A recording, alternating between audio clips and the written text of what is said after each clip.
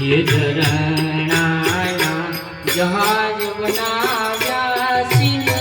संतोष बेसनार जी झरना ये जहाज बनाया सिंह संतोष बेसनार जी